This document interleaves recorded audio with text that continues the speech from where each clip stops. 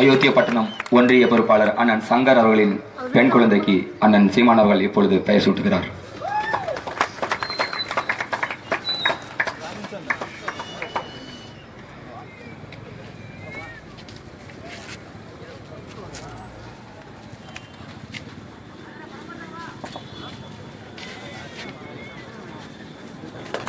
செங்கொடி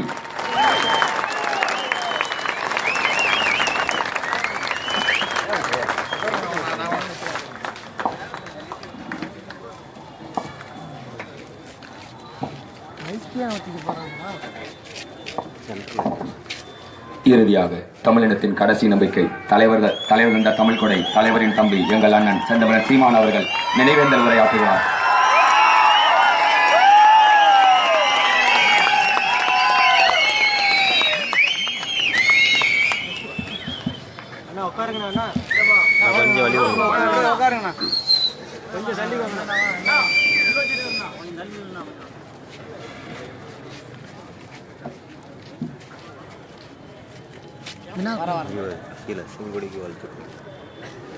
மானமும் வீரமும்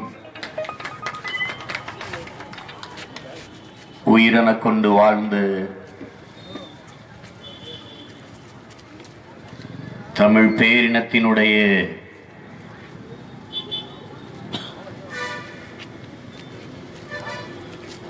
பெருமைமிக்க வீர பெரும்பாட்டன் தீரன் சின்னமலைக்கு அவன் பேர பிள்ளைகள் வீர வணக்கம் செலுத்துகிற பெருமைக்குரிய இந்த நிகழ்வை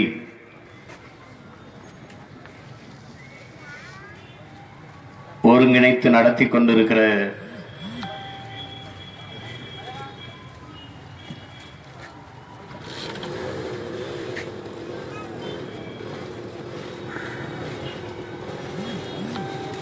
ஓமலூர்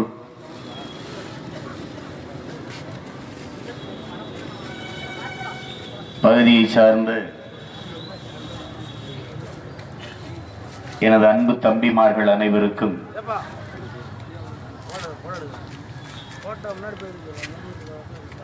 எனது அன்பிற்கும் பாசத்திற்கும் உரிய தம்பி ராஜா அம்மையப்பன் அவர்களுக்கும் என் அன்பிற்கினிய தம்பி ஜெகதீச பாண்டியன் அவர்களுக்கும் என் ஆறுயிர் இளவல் பேராசிரியர் கல்யாண சுந்தரம் அவர்களுக்கும் மேடையிலே அமர்ந்திருக்கிற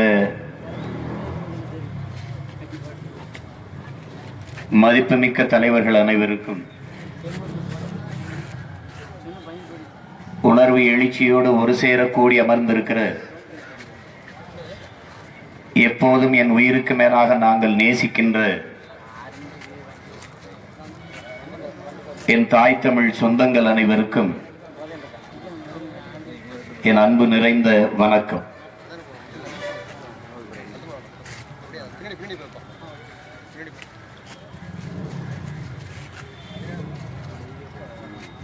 ஒரு இனத்தின் வரலாறு என்பது அந்த நாட்டு மக்களின் வீரத்தை அடிப்படையாக கொண்டே கட்டி எழுப்பப்படுகிறது. வீரமில்லாத இனத்தின் மக்களை வரலாறு கூட திரும்பி பார்ப்பதில்லை என்கிறார்கள். தமிழ் அறிவியலின் அடையாளமாக இருக்கிற நமது ஐயா அப்துல் கலாம் அவர்கள் ஆதியில் காடுகளில் வாழ்ந்து கொண்டிருந்த மனிதன் நகரத்தை நோக்கி நகரத் தொடங்கிய போது அவன் எடுத்து வைத்த ஒவ்வொரு காலடி தடத்திற்கும் வீரம் தேவைப்பட்டிருக்கிறது என்கிறார்கள். ஒரு நாட்டிற்கும் மக்களுக்கும் வீரர்கள் இல்லை என்றால் பாதுகாப்பு இல்லை. வரலாற்றில் எப்போதும் வீரர்களுக்குத்தான் இடம் உண்டு. அதைத்தான் வீரத்துறவி விவேகானந்தர் இந்த உலகம் கோழைகளுக்கானது அல்ல என்கிறார். வரலாற்றில் அடிமைகளுக்கு இடம் உண்டு, வரலாற்றில் ஏழைகளுக்கு கூட இடம் உண்டு. ஆனால் வரலாற்றில் கோழைகளுக்கு ஒருபோதும் இடம் இருந்தது இல்லை.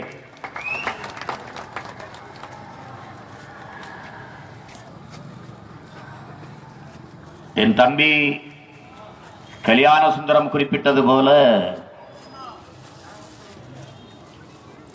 நமது பாட்டன் தீரன் சின்னமலை, நமது பாட்டியார் வேலு நாச்சியார், நமது வீர பெரும்பாட்டன் பூலித்தேவன்,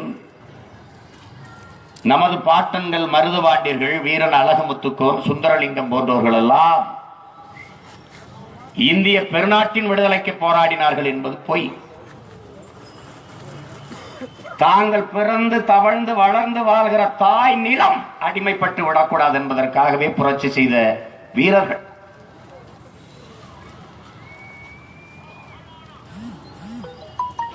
அந்த வீர வரிசையிலே முதலில் நிற்பவன் நமது பாட்டன் தீரன் சின்னமலை. இந்த அன்பிற்குரிய தம்பி தங்கைகளே, இரண்டாம் புலிகேசி படத்திலே வடிவேலு சொல்லுவார், வரலாறு ரொம்ப முக்கிய அமைச்சரே என்று. அது நகைச்சுவையாக சொல்லப்பட்டதல்ல, அது சத்திய வார்த்தை. வரலாறு மிக மிக முக்கியம். ரஷ்ய புரட்சியாளர் லெனின் சொல்கிறான், வரலாற்றில் தெளிவு வராத எந்த இனமும் எழுச்சி பெற முடியாது என்கிறான். வரலாற்றை படிக்காதவர்கள் வரலாற்றை ஒருபோதும் படைக்க முடியாது என்று புரட்சியாளர் நல்ல அம்பேத்கர் கற்பிக்கிறார். வரலாறு என்பது கடந்த கால செய்திகளை சேமித்து வைக்கிற ஏடு அல்ல, அது நிகழ்காலத்திற்கான அடித்தளமும் எதிர்காலத்திற்கான உயிர் தொடர்பும் என்கிறான் ஹிட்லர். என்னை உருவாக்கியதே என் நாட்டு வரலாறு தான் என்கிறார்.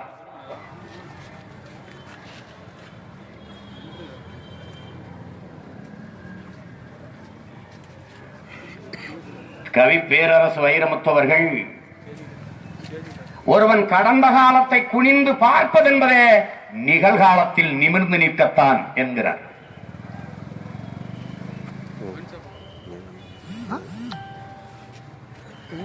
கடந்த காலம் தெரியாதவனுக்கு நிகழ்காலம் இல்லை, நிகழ்காலம் இல்லாதவனுக்கு எதிர்காலமே இல்லை. இதனால் தான் எங்கள் உயிர் தலைவன், எங்கள் அன்பு அண்ணன் மேதகவி பிரபாகரன் அவர்கள், நீ வரலாற்றை படி, வரலாற்றை படை, வரலாறாகவே வாழ் என்று கற்பிக்கிறார்.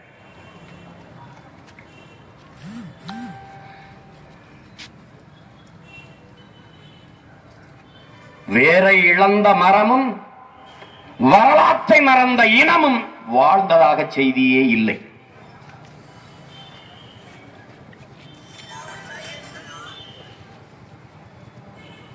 நிலத்திற்கு உரம் எவ்வளவு முக்கியமானதோ அப்படி ஒவ்வொரு இனத்திற்கும் அதன் வரலாறு அவ்வளவு முக்கியமானது. அதனால்தான் எங்கள் இன முன்னோர்கள், எங்கள் பெருமை மிகு மூதாதைகளினுடைய நினைவை, அவர்களுடைய அருமை பெருமைகளை, அவர்களுடைய மாண்பை, அவர்களுடைய சிறப்பை இன்னொரு தலைமுறைக்கு நாங்கள் கடத்துகிறோம். ஏன்?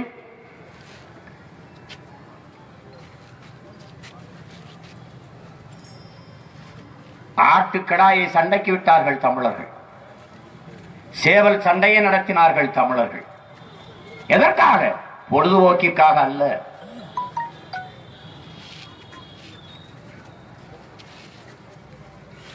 முளைப்பாறை எடுத்தார்கள்,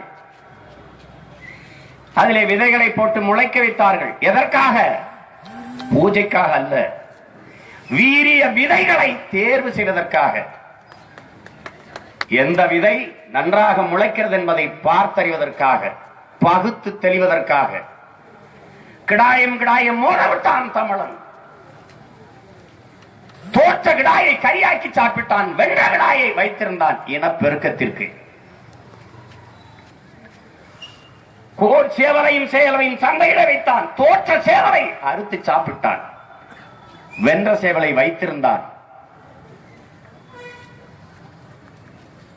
இன்னொரு தலைமுறைக்கு வீரத்தை கடத்த வேண்டும் என்று ஆட்டிலும் கோழியிலும் கூட விரும்பியவன் தமிழன். அப்படித்தான் பன்னெடுங்காலமாக அடிமைப்பட்டு கிடக்கிற தமிழ் தேசிய இனத்தின் உரிமை மீட்சிக்கு, விடுதலைக்கு வலிமை மிக்க அரசியல் படையை கட்டுகிற போது இந்த இனத்தின் வீரமிக்க பெரும் பாட்டன்களின் வீரத்தையும் மானத்தையும் இன்னொரு தமிழ் தலைமுறைக்கு கடத்துகிறோம். இது வரலாற்று பணி, இது ஒரு கால தேவை, வரலாறு நமக்கு கையளித்திருக்கிற கடமை.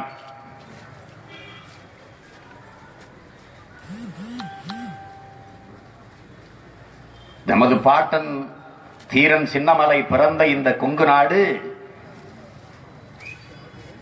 கொங்கு நாட்டு மக்கள் விருந்தோம்பல், தன்மானம், ரோசம், நாணயமான வாழ்வு, எவரையும் எளிதில் நம்புவது,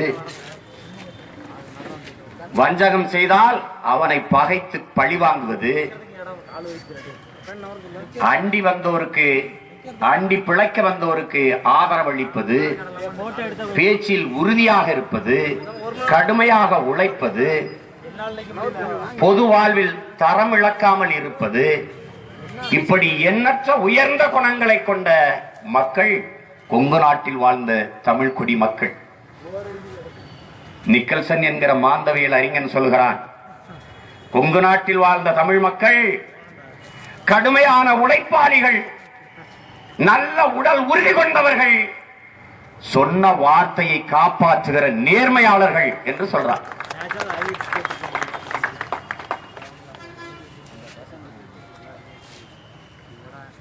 இந்த மக்கள் கூட்டத்தில் ஒருவனாக நமது பாட்டன் பிறக்கிறார்.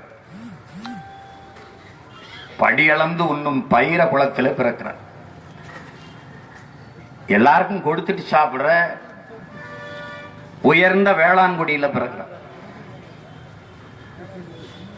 சிறு வயது முதலே தமிழ் பேரார்வம், பெரிய ஆர்வம். புறநானூறு, அகநானூறு, சங்க இலக்கியம் எல்லாத்தையும் படிக்கிறார், எல்லாத்தையும் படிக்கிறார். தமிழ் புலவர்கள் வந்தால் அவர்களை பேரன்பு கொண்டு ஆதரிக்கிறார், உபசரிக்கிறார். காரணம், தமிழின் மீது, தாய்மொழியின் மீது இருந்த பற்று. வீர கலைகள் அனைத்தையும் கற்று தேர்கிறார். சிலம்பம், குத்துவரிசை, செடி குச்சி ஆட்டம், எல்லாவற்றையும் கற்று தேர்கிறார். ஒரு மாபெரும் வீரனாக வளர்வார்.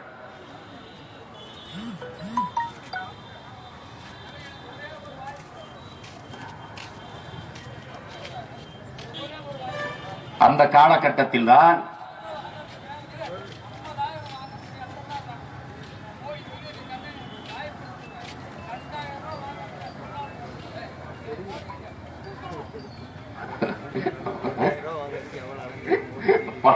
மோடிட்ட 2000 ரூபாய் வாங்கிறதுக்கு மோடிட்ட பாவமே.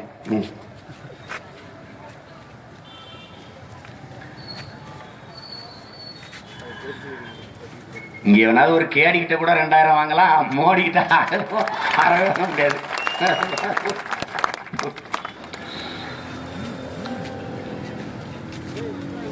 இந்த காலகட்டத்தில் 19 வயது இருக்கும் நம்ம பாட்டனுக்கு. அப்ப குதிரையில வந்துட்டு இருக்காரு. ஏத்த மாதிரி ஒரு தண்டல்காரன் வசூலிச்சு போயிட்டு இருக்கான். என்னதுன்னு கேக்குறாரு. ஐயா, நாங்க இந்த மாதிரி மைசூர் மகாராஜாவுக்கு ஹைதர் அலி, திப்பு சுல்தானுடைய அப்பன், ஹைதர் அலிக்கும் திப்பு சுல்தானுக்கும் தமிழர்களுடைய வாழ்க்கைக்கும் பெரும் பங்கு இருக்கு. நமது பாட்டி வேலு நாச்சியார் இன்னைக்கு வீர திருமகளாக இருக்கிறாள்னா அதுக்கு பெரும் பங்கு ஹைதர் அலிக்கும் திப்பு சுல்தானுக்கு இருக்கு. நமது பாட்டன் வீர பெரும் பாட்டனாக தீரன் சின்னமலை இருக்கிறான்னா அதுக்கும் காரணம் ஹைதர் அலிக்கும் திப்பு சுல்தானுக்கு இருக்கு. இவன் சொல்லுவான், திப்பு சுல்தான் இந்திய விடுதலை போராட்டம் இல்ல அந்நியன்ட்டு, திப்பு சுல்தான் நம்மாலு, நல்லா கடந்து வச்சுக்கணும். அவன் கொண்டாடல, நாம கொண்டாடுறோம். நம்ம கொண்டாடுறோம். இப்ப கேட்கிறாரு என்னன்னு, என் தம்பி குறிப்பிட்டது போல, கல்யாண சுந்தரம் குறிப்பிட்டது போல, என் மண்ணின் வரி இது எதுக்கு மைசூருக்கு போகுது? இல்ல அவர் தானே நாட்டாளர். என் நாட்டை ஆள்வதற்கு இவ்வளவு பெரிய கூட்டத்தில் ஒருவன் கூடவா இல்லை? என் நாட்டை எப்படி ஊழ ஆளலாம்? அங்கதான் அவர் நாம் தமிழர் கட்சியின் தலைவராக இருக்காரு. தம்பி சொன்ன மாதிரி எங்கள் கொள்கை முன்னோராக எங்க பாட்டன் இருக்கான். நாங்க புதுசா ஒண்ணும் சொல்லல. 212 ஆண்டுக்கு முன்னாடி என் பாட்டன் பேசினது தான் அவன் பேரங்க பேசிட்டு வரோம். ஆனா என் பாட்டன் சொன்னது அன்னைக்கு நடக்காம போயிடுச்சு. பேரங்க நாங்க நடத்தாம போக மாட்டோம். அதை வச்சுக்கணும். பறிச்சுக்கிறாரு, வரியை கொடுத்துட்டு போடா அப்படின்னு. தரலைன்னா கட்டபொம்மன் படத்துல பேசுவார்ல, எங்க ஐயா பேசுவார்ல, சிவாஜி கணேசன், அதே மாதிரி மஞ்சள் அரைத்தாயா, மாவு அரைத்தாயா, மானங்கட்டவன் எதுக்குடா வரினா அதே மாதிரி பேசுறாரு. நீ என்ன நீ வந்து நாத்து நட்டாயா, களை பறிச்சாயா, மாட்டுக்கு தண்ணி விட வச்சாயா, புண்ணாக்கு போட்டாயா, எதுக்குடா உனக்கு வரி குடா அப்படின்னு. தரல தலையை துண்டா விழுந்துரும், தரையில விழுந்துரும்ன்றாரு. அவன் பயந்துட்டு கொடுத்துட்டு போறான். ஐயா மன்னர் கேட்டா நான் என்னையா சொல்றதுன்னு, சென்னி மலைக்கும் சிவன் மலைக்கும் இடையில சின்ன மலை வாங்கி கொண்டாந்து போய் சொல்றா அப்படின்ற.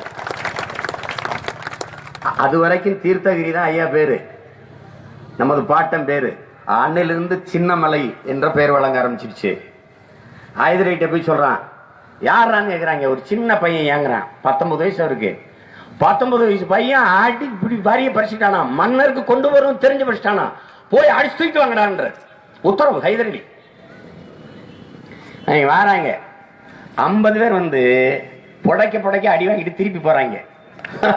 தொலைச்சு எடுத்துறாரு, பிச்சு உதறி விட்டுறாரு. அங்க போறாங்க. அங்க போனோன்னு ஒரு பையன் நம்ம வீரர்களையும் அடிச்சு, மன்னர் அனுப்பிய ஆளையும் அடிச்சு வரைக்கிட்டான். என்னன்னு அவன் கோபம் வர்றதுக்கு பதிலா அவன் வீரத்து மேல அவனுக்கு பெருமை வந்துருது, நம்பிக்கை வந்துருது, மதிப்பு வந்துருது.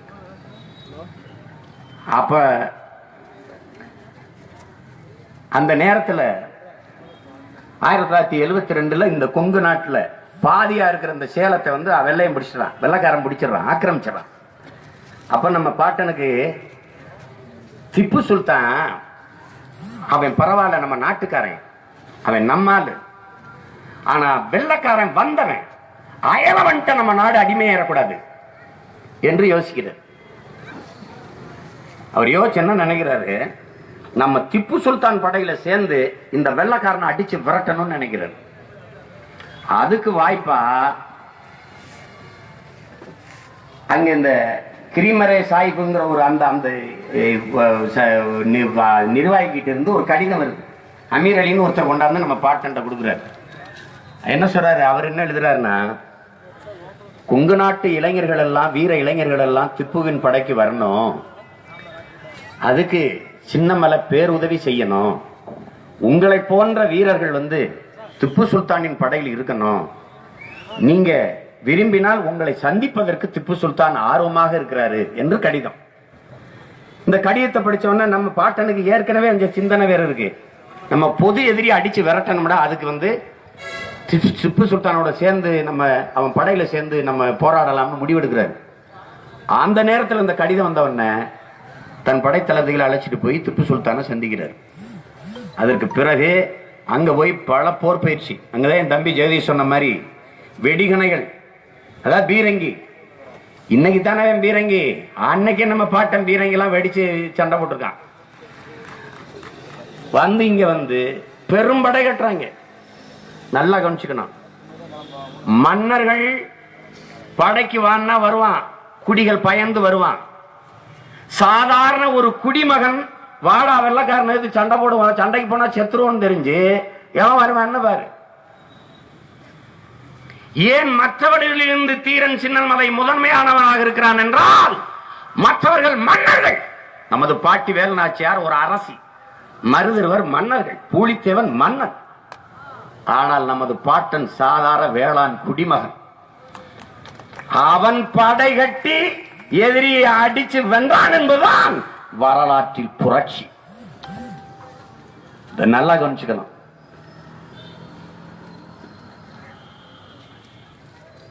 இப்ப முதலமைச்சர் கூப்பிட்டா எல்லாம் வருவாங்க. வாங்கப்பா முதலமைச்சர் கூட்டத்துக்கு கூப்பிடுறாங்க. சாதாரண பாமரங்க சீமானவன் தம்பியும் கூப்பிட்டா மக்கள் வரணும்ல.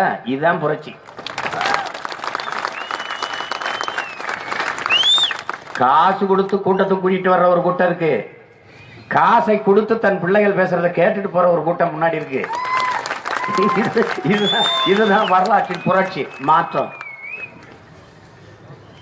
நாங்கள் ஒரே ரத்தம் அதே வீரம் என்று தீரன் சின்னமலையும் என் தலைவன் பிரபாகரனையும் நாங்க நேர்கோட்டில் பார்க்கிறோம். அதே மாதிரிதான் அவனும். எங்கள் தலைவன் பிரபாகரன் அதே போலதான் சாதாரண குடிமகன். அடிமைப்பட்டு கிடக்கிற நிலம். அந்நியன் வந்த சிங்களன் நம்மை அடக்கி ஒடுக்கி ஆள நினைக்கிறான். அவனிடமிருந்து தாய் நிலத்தை மீட்கணும். சாதாரண குடிமகன் மக்களை படையா கட்டி அடிச்சான். அப்படின்னா என்ன நீங்க பார்க்கணும்? மன்னர்கள் செய்ய முடியாததை சாதாரண குடிமகன் செய்கிறான் என்றால் அவன் எவ்வளவு மகத்தான மனிதனாக இருந்திருக்க வேண்டும் நீ நினைச்சு பார்க்கணும். பாட்டனை பத்தி சொல்லும்போது, வீரத்தை பத்தி சொல்லும்போது, பெரிய கிணற தண்ணியை எடுத்து இப்படி ஊத்தும் போது இங்க இருப்பாராம். ஊத்திட்டு திருப்பி கிணத்துக்குள்ள போடும்போது அந்த பக்கம் நிப்பாராம். அப்படின்னா இங்க இருந்து அவன் இந்த பானையில் அப்படி ஊத்திட்டு திரும்புறதுக்குள்ள அங்கே தள்ளிடுவாருன்றாங்க. இதை இளம் பெண்களுக்கு இவரை தாவர வேடிக்கை பார்க்கறதுக்கே தண்ணி எடுக்க போவாங்கிறான். தண்ணி எடுத்துட்டு போகும்போது தம்பி என்ன பண்றாரு, அடிச்சு பானையை ஓட்டையை போட்டு விட்டாரு. கிளேதர் பெரிய தம்பி இந்த தம்பி எல்லாம் ஒரே அடி அடிச்சிடறாரு. டக்குன்னு அடிச்சு பானையிலிருந்து தண்ணி வெளியே வர்றதுக்குள்ள இன்னொரு ஒண்டி வில்ல நம்ம பாட்டன் பச்சை களிமண்ணை வச்சு தண்ணி வெளியில வர்றதுக்குள்ள ஒரே அடி அடிச்சு அப்படி அடைச்சிருவாரு. இதெல்லாம் சினிமாவில் எடுத்தா ரசிப்ப, உண்மையில் நடந்த நீ ரசிப்பியா? ஒரு நாள் 10 பாய் வழி மாதிரி நம்ம பாட்டங்கதை நான் எடுக்கத்தான் போறேன். அன்னைக்கு நீ பார்க்கத்தான் போற. பாகுபலிலாம் சும்மா பச்சை ஒண்ணும் கிடையாது. நம்ம பாட்டன் தீரன் சின்னமலை, நல்லா கவனிச்சுக்க, வேல்நாச்சியார், பூலித்தேவன், மருது பாண்டியர், சுந்தரலிங்கம், அழகுமுத்துக்கு இந்த படத்தை எடுத்தா குறைஞ்சது 50,000 கோடி சம்பாதிக்கலாம். பாகுபலி 1700 கோடி சம்பாதிச்சிருக்கின்றான். இதெல்லாம் நடக்கும். அப்படிப்பட்ட வீரன் நமது பாட்டன். எப்படி சொல்றாங்க நம்ம பாட்டன்? எப்படி சொல்றான்? நிமிர்ந்த நன்னடை, நேர்கொண்ட பார்வை, கணீர் குரல், தெளிவான பேச்சு, தெளிவான செயல், தொலைநோக்கு, அநீதியை அழிக்க துடிக்கும் கோபம். அந்த கோபம் தான் இப்ப நமக்கு தேவைப்படுது. அநீதியை அழிக்கிற கோபம் நம் பாட்டனுக்கு 212 ஆண்டுகளுக்கு முன்பு இருந்த கோபம் நமக்கு இப்ப தேவைப்படுது. துடிக்கும் கரங்கள், துள்ளுகின்ற மீசை, எதையும் எதிர்கொள்ள தயாராக இருக்கிற தோள்கள், போரை சந்திக்க துடிக்கும் மார்பு, இது எல்லாம் ஒருங்கே அமைந்த மாவீரன் தான் தீரன் சின்னமலை என்ற நமது பாட்டன் என்பதை நாம் பெருமையோடு நினைவு கூறணும். அவர் ஒரே ஒரு இதுதான், என் மண்ண பாவம்னு வியாபாரம் செய்ய பொழைக்க வந்த பையனை விட்டா என்னை அடிமைப்படுத்தி நீ ஆள துடிக்கிறாயா? என் தாய் நிலத்தை ஊரான ஆள்வதா? இதுதான் அவர் கேட்கிறது. 212 ஆண்டுகள் கழிச்சு அவன் பேர பிள்ளைய நாங்களும் அதான் கேட்கிறோம். வாழு, நான் தான் ஆளுவேன். எங்களுக்கு பெருசாலம் பக்கம் பக்கமா கொள்கை கிடையாது. எல்லோரும் தாய பிள்ளையா வாழ்வோம், எங்கள் தாய் நிலத்தை நாங்க தான் ஆளுவோம். இவ்வளவுதான். சிம்பிள் பாலிசி, எளிய தத்துவங்களுக்கு இவ்வளவுதான். வாழும் உரிமை எவருக்கும் உண்டு, ஆளும் உரிமை தமிழர் எமக்கே உண்டு. நாங்கள் இறந்த பிறகு சொர்க்கம் கிடைக்கும் என்று நினைக்கிற ஆளு அல்ல, இருக்கிற பூமியை சொர்க்கமாக மாற்றுகிற கனவு கண்டிருக்கிறவர்கள் நாங்கள். விவேகானந்தர் சொல்ற மாதிரி, உயிரோடு இருக்கும்போது சோறு தராத கடவுள் செத்த பண்ண சொர்க்கம் தரும் நான் எப்படி நம்புறதுங்கிற.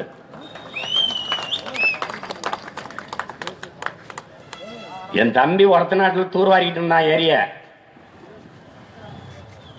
100 ஆண்டுகளுக்கு மேல தூத்து போட்டு வச்சிருக்கான். அதை எடுத்துக்கிட்டு இருக்கிறான். 100 நாள்ல வேலை செஞ்ச எங்க ஆத்தா சின்னத்தா பெரிய தமக்கெல்லாம் ஓடியாருது. 2 மாசமா தண்ணியே வெள்ளப்பா. ஒரு பெரியம்மா என்னை பார்த்து அழுகுது. சரி அழாதீங்க அழாதீங்க, கண்ணில் கொஞ்சம் கண்ணீர் வச்சிருக்காங்க, அதுவும் கொஞ்ச நாள்ல வத்திரும். நம்ம எல்லாத்துக்கும் அழுதுகிட்டு இருந்தா கண்ணீர் எப்படி இருக்கும்? கண்ணீர் சுரப்பியே நின்றும். இதுக்கெல்லாம் யாரு காரணம்னே? 2 மாசமாச்சு தண்ணி வரலன்னு யாரு காரணம்னே? ஆண்டவன் தான். ஆண்டவன் அல்லதாயே காரணம். 50 ஆண்டுகளா நம்மள ஆண்டவங்க தான் காரணம்னு. அதுவும் சரிதான், அதுவும் சரிதான். பாவப்பட்ட மக்கள், இதுக்கு என்ன பண்றது? என்ன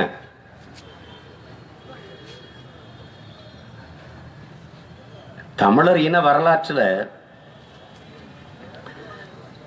நமது பாட்டன்கள் எதிரிகளால் வீழ்த்தப்பட்டதே கிடையாது. எல்லோருமே துரோகங்களால் தான் வீழ்த்தப்பட்டிருக்கான். நமது பாட்டு வேலுநாச்சியாரா, அங்க ஒரு துரோகி. நமது பாட்டன் பண்டார வன்னியனா, அங்க ஒரு துரோகி. அங்க ஒரு நம்ம பாட்டன் காக்கை வன்னியன். எல்லா இடத்துலயும் நம்ம பாட்டன் தீரன் சின்னமலையா, அங்க ஒரு நல்லான்னு ஒரு சமயக்காரன், அவனும் நம்ம பாட்டன் தான். நமது தலைவர் பிரபாகரனா, அங்க ஒரு துரோகி. எந்த இடத்துல நீ பார்த்தாலும் தமிழின முன்னோர்களை தமிழர் வீர வரலாற்றுல தோக்கடிச்சவன் துரோகியா தான் இருக்கான். எதிரி எப்போதும் தூரத்தில் இருப்பான், துரோகி எப்போதும் பக்கத்திலே இருப்பான். அப்படி பக்கத்திலே இருந்த துரோகி தான் நமது பாட்டனை காட்டி கொடுக்கிறான் நல்லான்னு. நீண்ட காலமா பரம்பரை பரம்பரையா ஐயாவுடைய பட்டயக்காரர் பரம்பரையில சமைச்சு போட்டு இருந்தவங்க தான் அவங்க. எப்படி இருக்கு பாருங்க, ரொம்ப நம்பிக்கை.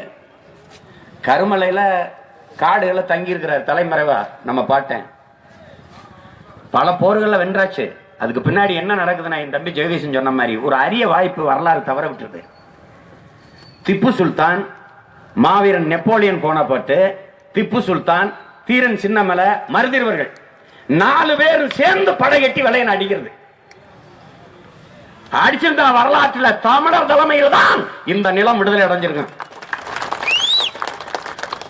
நெப்போலியன் வந்து கடிதம் எழுதுறாரு திப்பு சுல்தானுக்கு, நான் வந்து படையோட இருக்கிறேன், உங்களோடு போரிட்டு இந்த நிலத்தை மீட்பதற்காக காத்திருக்கிறேன். ஒரு கெட்ட வாய்ப்பா திப்பு சுல்தான் இறந்துடுறாரு. அதனால இந்த கூட்டு அமைக்க முடியல. இத போய் பிரான்ஸ்ல போய் நெப்போலியன் பேசி வந்த பாட்டன் யாரு? நம்ம ஆளு கருப்பஞ்சேர்வு. அந்த காலத்திலேயே பிரெஞ்சு படிச்சிருக்கான். இவங்க வந்துதான் படிக்க வச்சுட்டு இருக்காங்க. நம்மள வள்ளுவரை படிக்க வச்சது யாருன்னு கேட்டா வாய் திறக்க மாட்டேங்கிறீங்க. இளங்கோ வடிவில் எல்லாம் எழுத படிக்க சொல்லி கொடுத்தவன் யாரா? திராவிட கட்சியில் வந்தானடா. இப்படி ஒரு பீத்த பயில்களை நான் உலகத்திலே பார்த்தது கிடையாது. பெறாத குழந்தைக்கு பேர் வச்சுக்கிட்டு திரிவாங்க. இந்த மோடி வருஷத்துக்கு வாரத்துக்கு ஒரு இந்தியா பெத்து போட்டு போறது பாருங்க. அது அங்கங்க தெருவில் பிச்சை எடுத்துக்கிட்டு இருக்கும். டிஜிட்டல் இந்தியா ஒரு பிச்சை எடுக்கும், அப்புறம் கிளீன் இந்தியா ஒரு பக்கம் பிச்சை எடுத்துக்கிட்டு தெரியுங்க, அப்புறம் ஸ்வச்ச பாரத் ஒரு பக்கம் என்னத்தே பண்ணிட்டு இருப்பாங்க. நான் பல முறை சொல்லிட்டேன், உங்களுக்கு புரியல, நீ எழுதி வச்சுக்க. ஸ்வச்ச பாரத், அப்ப மிச்ச பாரத், அதை வித்து தின்றுவோம். நீ எழுதி வச்சுக்க, ஒரு நாள் உன் நாடை வித்துருவான். வடிவேல் எப்படி என் கிணறு இருந்துச்சு இங்க காணாமங்கிற மாதிரி என் நாடு இருந்துச்சு காணாம நீ கேட்கல. நீ வந்து நடக்கல. உனக்கு தெரியாம பிளாட் போட்டுக்கிட்டு இருக்கான், வித்துக்கிட்டு இருக்கான். நல்லா கவனிச்சுக்கணும்.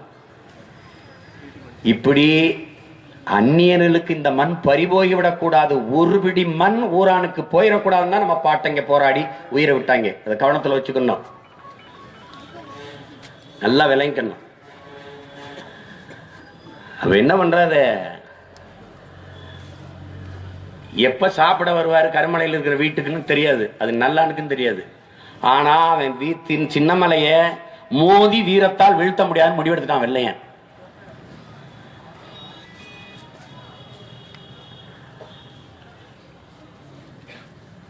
அப்ப என்ன பண்றான், என்னை எப்படி அழிக்கிறதுன்னு சூழ்ச்சி, வஞ்சகம். அது வெல்லஸ்லின்னு ஒரு ஆங்கில அந்த தளபதியை போட்டு அவன் மூலமா ஒரு சதி திட்டத்தை திட்டாங்க. ஒருத்தன் போய் ஆடு மேய்க்கிறது மாதிரி மாடு மேய்க்கிறது மாதிரி உள்ள போய் நல்லான சந்திச்சு 3 முறை சந்திச்சு அவனுக்கு ஆசை காட்டிடுறான். நிறைய பொண்ணு பொருள் பணம் எல்லாம் கொடுத்து மது எல்லாத்தையும் கொடுத்து மயக்கிறான். பரம்பரையா இருந்த அந்த விசுவாசம் தடுமாறிடுது. அப்ப என்ன செய்யறாங்க, நம்ம பாட்டை உட்கார்ந்து சாப்பிடுற இடத்துல இந்த சமையல் அறைக்கு உள்ள வரைக்கும் 300 அடிக்கு என்ன பண்றாங்க, வட்ட வடிவில் ஒரு சுரங்க பாதையை தோண்டிடுறாங்க. தோண்டி போயிட்டு உள்ளுக்குள்ள 100-150 வீரர்கள் தங்குற மாதிரி ஒரு இதை சரி பண்ணி வச்சுக்கிறாங்க. வச்சுக்கிட்டு இந்த மேல் மூடியை மூடிட்டு செடி கொடியில போட்டு புதர் மாதிரி ஆக்கிடுறாங்க. நம்ம பாட்டங்களுக்கு இது தெரியல. எப்போது சாப்பிட வந்தாலும் இடுப்புல கத்தி, கையெறி குண்டு, தோல்லே துப்பாக்கி வச்சுட்டு இருக்கிற நம்ம பாட்டங்க, கிளையதாரு, பெரிய தம்பி, இவங்க 3 பேர் தான் அன்னைக்கு சாப்பிடுறாங்க. நம்ம பாட்டன் திறன் சின்னமலை வரும்போது என்ன பண்றது, எதுக்கு ஐயா நீங்க உட்கார்ந்து சாப்பிடும்போது தோல்ல துப்பாக்கி போட்டுக்கிட்டு காட்டுல யாரு வரப்போறா, இவ்வளவு பெரிய வீரர் உங்களுக்கு எதுக்கு பயம், அப்படி ஓரமா சுகத்துல சாத்தி வச்சுட்டு வாங்கயான்றது. நல்லா யதார்த்தமா தானே சொல்லுது. எதுக்குன்னு எடுத்து எல்லாரும் கத்தி துப்பாக்கி எல்லாம் அப்படி மதில் சோறு ஓரமா சாத்தி வச்சுட்டு உள்ள போய் சாப்பிட்டுட்டு இருக்காங்க. சாம்பாரை சாப்பிட்டுட்டு ரசம் எடுத்துக்கிட்டு வானா ரசம் எடுக்க போனவன் அங்க போய் அந்த மூடியை திறந்து அவங்களுக்கு அழைச்சி சொல்லி உடனடியா உள்ள வர வச்சதா வெள்ளக்காரங்க வரும்போது டக்குன்னு கிளையதார் பார்த்து, அண்ணா மோசம் போயிட்டோம், நல்லா துரோகம் பண்ணிட்டான், வெள்ளக்காரன் உள்ள பூந்துட்டான், வெள்ளக்கார படையினோடனே பெரிய நம்பி எட்டி போய் துப்பாக்கி எடுக்கிறதுக்குள்ள டக்குன்னு சொல்லிடுறாங்க. அதுக்கெல்லாம் நம்ம பாட்டேன் கோபத்துல துரோகி நாயேன்னு ஒரே அறையிறாரு, அங்கே சுருண்டு வந்து செத்துறான். நல்லா பிறகு நம்ம பாட்டனை கைது பண்றான். இத மட்டும் நான் திரையில எடுத்துட்டேன்னு வச்சுக்க, ஒரு தமிழ் பிள்ளையும் தூங்க மாட்டேன்.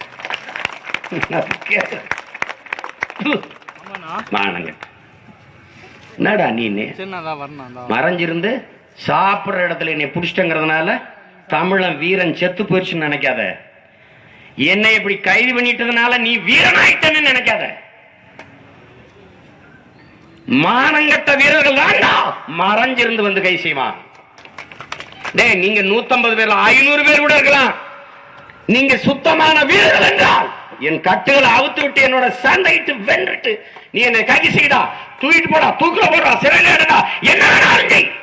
என்னை பொறுத்தவரை ஒருவன் வீரத்தில் தோற்று விட்டால் வாழவே கூடாது என்பதுதான் என்னுடைய கொள்கை, என்னுடைய தத்துவம், என்னுடைய நோக்கன்றது.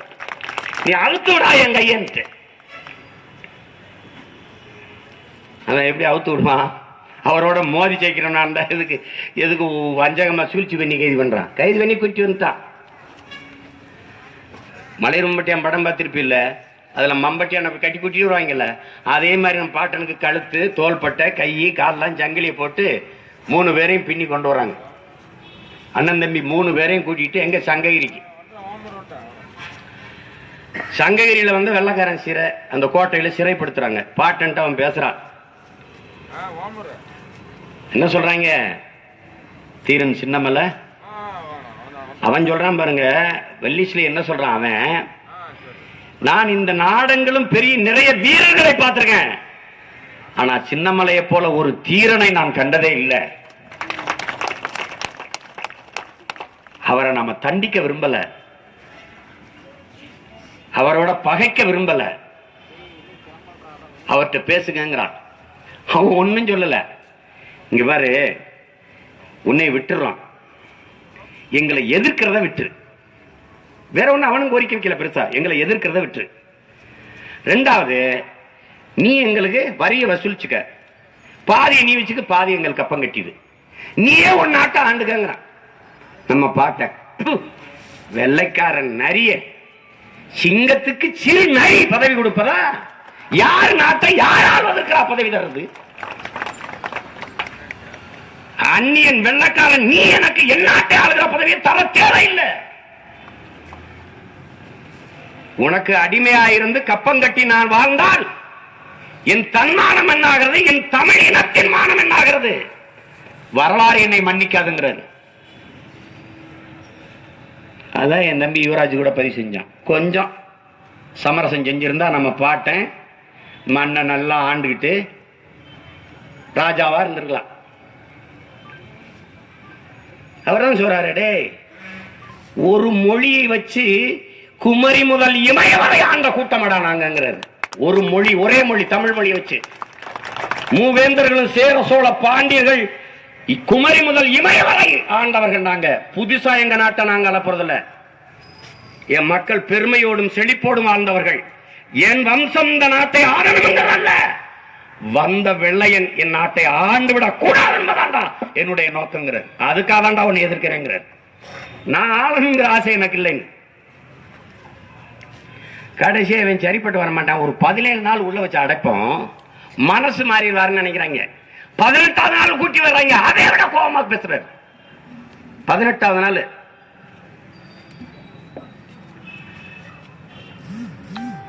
அதுக்கப்புறம் அவர் ஒண்ணுமே சரியா வரமாட்டார்னு அவன் சொல்றான், உங்களை போல வீரர்கள், அவன் சொல்றான், வெள்ளசிலி என்ன சொல்றான், நீ வந்து இங்க பாரு, உன்னை போல வீரன், நீ இள வயது, வாழணும், ஆசைவார்த்தை காட்டுறான். நீ வாழ வேண்டிய வயசுல ஏன் உனக்கு தூக்கு தண்டனை கொடுக்க நாங்க விரும்பல, உன்னை தண்டிக்க விரும்பல. தயவு செய்து நீ புரிஞ்சுக்கிட்டு நீயே உன் நாட்டு ஆளு, கொங்கு நாடு முழுமைக்கும் நீயே ஆளு, எங்களுக்கு வரி கூட கட்ட வேண்டாம், நீ மன்னிப்பு கூட கேட்க வேணாம்ங்கிறான். நீ மன்னிப்பு நான் முதல்ல இப்ப மன்னிப்பு கூட கேட்க வேணாம்ங்கிறான். ஏதோ வாங்குற வரியை கொஞ்சம் கொடுத்துட்டு எங்க படைகளை கொஞ்சம் கூட வச்சுக்கிட்டு நீ ஆட்சி செய்யுங்கிறான். காரி துப்பிடுறது. கடைசியா தூக்கு தண்டனை. அங்க கருப்பு சேவர் என்ன பண்றாரு, நம்ம பார்த்தா தீரன் நம்ம பாட்டனும் தம்பிகளும் கைதாகிட்டோன்னே சங்ககிரி கோட்டையில வச்சிருக்காங்க. நேர சங்ககிரி கோட்டையில வந்து சரணடைஞ்சான். தீரன் சின்னமலை இல்லாத நமக்கு நீ வாழ்க்கை இல்லைன்னு முடிவெடுக்கிறான். அப்படி ஒரு தளபதி இருந்துக்காம பாருங்க. பல பேரு பொல்லான் இருந்திருக்காரு படையில, மருத்துவர் குலம், முடிதிருத்திர குலத்தார் இருந்திருக்கிறாங்க, நாடார்கள் இருந்திருக்கிறாங்க, தேவர் இருந்திருக்கிறாங்க, இஸ்லாமிய பெருமக்கள் இருந்திருக்கிறாங்க. எண்ணற்ற பேர் சாதி மதம் கடந்து ஒரு படை கட்டி நின்றுருக்கான் நம்ம பாட்டேன். சமத்துவ நாயகனாக வாழ்ந்திருக்கான் நம்ம பாட்டேன். அவனை ஒரு சாதிய குறியீடாக வைக்கிறத நாம விரும்பல, வைக்கிறத பத்தி கவலையும் இல்லை. வீரத்தமிழர் முன்னணி என்று ஒன்று ஆரம்பிச்சவங்க பிள்ளைகள். எந்த வெள்ளையனை எதிர்த்து என் பாட்டம் போரிட்டானோ அதே வெள்ளக்காரன் தலைநகருக்கு பாருங்க, அதே நாட்டில் பிரிட்டன்ல வீரத்தமிழர் முன்னணி நடத்துற கூட்டத்துல என் பாட்டம் தீரன் சின்னமலை, எங்க பாட்டி வேல்நாச்சாரு, எங்க பாட்டம் பூலித்தவே, மருதுவாண்டியர், எல்லாரும் படம் இருக்கு. அவன் வெள்ளக்காரெல்லாம் வந்துட்டு அவன் போட்டோ எடுத்துட்டு போயிட்டு இருக்கான். உங்களை தாண்டா எங்க பாட்டை விரட்டி வெட்டி அடிச்சான். அவன் தீரன் சின்னமலை ஓடா நிலையிலிருந்து ஓரடி நகரல, அவன் பேர பிள்ளைகள் உலகம் புறா கொண்டு சேர்த்துட்டான். தீரன் சின்னமலைனா யாரு? எங்கள் முப்பாட்டன், எங்கள் பெருமைக்குரிய வீர பெரும்பாட்டன், எங்கள் மூதாதை, எங்க குல முன்னோன், எங்க குல தெய்வம் என்று கொண்டு போய் சேர்த்திருக்கான்.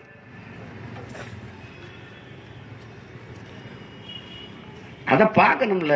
தீரன் சின்னமலை பேரன் சோரம் போகலாமா? சோரம் போகலாம். 3 சீட்டு முக்கா சீட்டுக்கு முட்டிக்கால் போடலாமா? போடலாமா? யோசிச்சு பாருங்க, என்ன கொடுமை இது. இதை பார்க்கும்போது எவனாவது குனிவானா? வாயை பொத்திட்டு போவானா? முட்டிக்கால் போடுவானா? காலில் விழுவானா? காலில் விழுவானா? சேதுவரா சொல்றானே, காலில் விழுந்துதான் வாழ வேண்டும் என்றால் நான் எழுந்து நின்று இறந்து போவேங்கிறானே. இந்த தன்மான உணர்வு நமக்கு வேணாமா? தன்மான உணர்வு நமக்கு வேணாமா? நம்ம பாட்டம் பேசுறானே, அந்த பாரு எப்படி என்ன பேசுறாரு. உனக்கிட்ட சரணடைஞ்சு நீ சொல்றத கேட்டா என் மானம் போயிருங்கிறார். என் மானம், என் இனத்தின் மானம் போயிருங்கிறார். ஆனால் நான் உயிரை விட்டால் என் இனத்தின் வீரம் காலங்காலமாக வாழுங்கிறார். ஒருவேளை நம்ம பாட்டை வெள்ளக்காரன் சொன்னதை கேட்டுட்டு ஆண்டு இருந்தான்னா அவன் பேரங்க எங்க உட்காந்து பேசிட்டு போறோமா? இல்ல. தன்மானத்தை இழக்காமல் சமரசம் செய்யாமல் சண்டையிட்டு மாண்டான் நம்ம பாட்டேன். நல்லா கவனிச்சுக்கணும். இதேதான் அவன் பேரன் பிரபாகரன் எங்களுக்கு கற்பிக்கிறான். நாம் சரணடைந்து வாழ்வதை விட சண்டையிட்டு சாவது மேலானது என்று சொல்றான். அஞ்சுவதும் அடிபணிவதும் தமிழர் பரம்பரைக்கே கிடையாதுங்கிறான். தெரியுதா? தீரன் சின்னமலையின் ரத்தம் தான் பிரபாகரன், இதே வீரம்தான் பிரபாகரன்.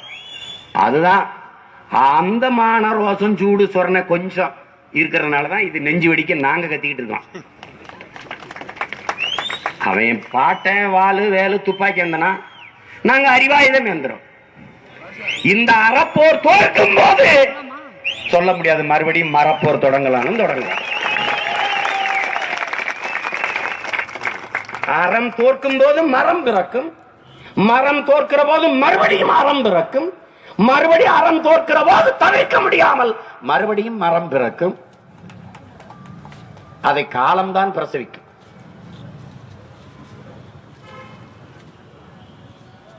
ஐயா முத்துராமலிங்கத்தவர் சொல்றாங்க, எவன் ஒருவன் மலர் மாலைக்கு கழுத்தை நீட்டுவது போல மரண கயிற்றுக்கு நீட்டுகிறானோ அவனே உண்மையான வீரன் என்று. தூக்கு தண்டனை விதிச்சுட்டான். அண்ணன் தம்பி 3 பேருக்கும். அப்ப வெள்ளக்காரன் கொண்டு வரான் கயிறை, படக்குன்னு பறிச்சு அவரே மாட்டிக்கிறாரு. கயிறு அவனை மாட்ட விடல, டக்குன்னு பறிச்சு அவரே மாட்டிக்கிறார். மலர் மாலைக்கு கழுத்தை நீட்டுவது போல மரண கயிற்றுக்கு கழுத்தை நீட்டிய மாபெரும் வீரன் நமது பாட்டன் தீரன் சின்னமலை. அதுக்கு அவர் என்ன சொல்றாரு? கழுத்தை மாட்டிக்கிட்டு நெஞ்சில் அவனை கையை வச்சு, போடா நீ என் எதிரி, மரணத்தை கூட எனக்கு பரிசாக தரக்கூடாது என்கிற.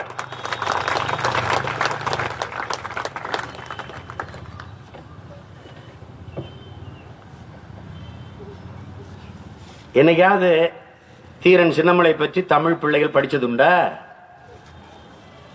உனக்கு வீரம்னாவே மராட்டிய மன்னன் தான், வீர சிவாஜி.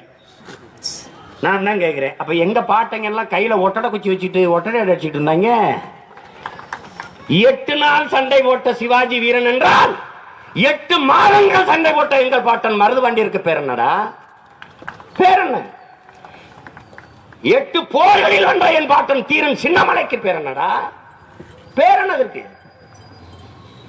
சிறுபடை கொண்டு பெரும்படை வென்ற பெருவீரன் தீரன் சின்னமலை என்ற எங்கள் மூதாதை.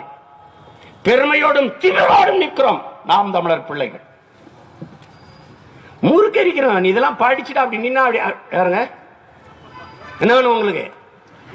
ஐயா சாமி, இந்த கை கட்டி கூனி குறுகிறத விட்டு என்னைக்கு நிமிர்வாய்னா சின்னமலையை படிக்கணும், பூலித்தேவனை படிக்கணும், மருதுபாண்டியரை படிக்கணும், வேல்நாச்சியரை படிக்கணும், அலமுத்துக்குனை படிக்கணும், சுந்தரலிங்கத்தை படிக்கணும், சேர சோழ பாண்டியர் வரலாறை படிக்கணும். உன் பரம்பரை என்னவென்று தெரியாமல் நீ வாழ்ந்து பயனில்லை ராஜா, அது தெரிஞ்சுக்க. நீ சும்மா போய் ஜெயலலிதா சமாதியில விழுந்து விழுந்து கும்பிட்டுக்கிட்டு இருக்கான். கேடு கொடுமை.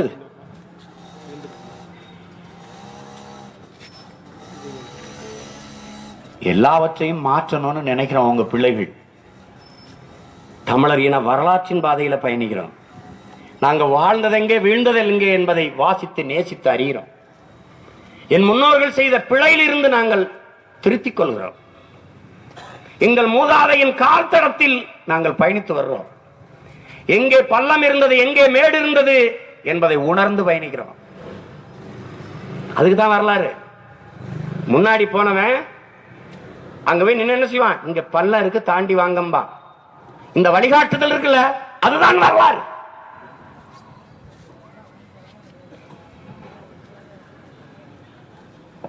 அதுதான் வரலாறு.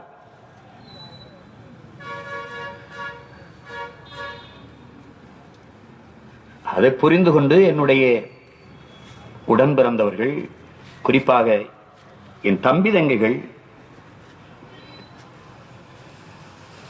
இந்த மண்ணின் மக்களினுடைய நல்வாழ்விற்காக, உரிமை இழந்து தவிக்கிற இந்த இனத்தின் உரிமை மீட்புக்காக ஒரு அரசியல் புரட்சிக்கு தயாராகணும். உத்தரப்பிரதேசத்துல நீங்க பார்த்திருப்பீங்க, பகிரியில வருது, ஒரு பெண்ணை நிர்வாணப்படுத்தி ஒரு இளைஞன் தோல்ல தூக்கிட்டு போறான். 50 பேருக்கு மேல கூடி நின்று அந்த பெண்ணை அடிக்கிறாங்க. இது எங்க நடக்குதுங்கிறீங்க? இவ்வளவு நாகரிக உலகில், இவ்வளவு கல்வியறிவு பெற்று வருகிற ஒரு சமூகத்துக்குள்ள யோசிச்சு பாருங்க. ஒரு கற்கால மனிதர்களைப் போல ஒரு நிர்வாணப்படுத்தி அத்தனை ஆண்களுக்குள்ள ஒரு பெண்ணை தோல் ஒதுக்கிட்டு போய் எல்லாரும் அடிக்கிறானா? அந்த பெண் செய்த குற்றம் என்ன? காதலிச்சிட்டான். இந்த சமூகத்தை காரி உமிழ்வதா, எச்சிலை எச்சிலை எச்சிலை கொச்சைப்படுத்திடுவோமோன்னு நினைக்க வேண்டியது இருக்கு. காரி உமிழ்ந்தா, ஏன்னா எச்சில் மிகச்சிறந்த மருந்து. அதற்கு வீணாக்கிறோமோன்னு நினைக்க வேண்டியது இருக்கு. காதல் என்பது ஒரு புனிதமான உணர்வு. காதல் இல்லாம உலகத்துல ஒண்ணுமே கிடையாது. அன்பு இல்லாம என்ன இருக்கு? அடிக்கிற அவன ஒரு ஆத்தால பொண்ணு அன்பு இல்லாம பெத்தான். எப்படி வந்த நீ? எப்படி வந்த? என்ன நாட்டில் வாழ்றோம்? நம்ம எங்க இருக்கோம்? பசி உறக்கம் போல காதல்ங்கிறது ஒரு பருவ உணர்வு, பருவத்தின் பசி. நாய் நாய் காதலிக்குது, நரி நரி காதலிக்குது, பன்னி பன்னி காதலிக்குது, கோழி கோழி காதலிக்குது. எல்லா உயிரினங்களும் அன்பை பரிமாறிக்கிறது. இந்த மானுட சமூகம் இவ்வளவு கேவலமாக காதலிச்சா அடிக்கிறது, கட்டி வச்சு அடிக்கிறது, தீ வச்சு கொளுத்துறது. இன்னும் கொஞ்ச நாள் நீங்க பசி என்று சொன்னால் கொளுத்துவான், அடிப்பான். எங்க போயிட்டு இருக்கு பாருங்க இந்த நாடு. கொடுமை நடக்குது. உலகம் சிரிக்கும், நம்மளை பார்த்து கேவலமா சிரிக்கும். அப்ப இலக்கியத்தில் இருக்க காதலை எல்லாம் எரிச்சு விட்டுருவீங்களா? அழிச்சு விட்டுருவீங்களா? அழிச்சு விட்டுருவீங்களா? உங்க ராமாயணத்தை அண்ணலும் நோக்கினார் அவளும் நோக்கினார், ரெண்டு பேரும் லவ் பண்ணாங்க, அதை எரிச்சு விட்டுருவியா? என்ன பண்ணுவ நீ? என்ன பண்ணுவ?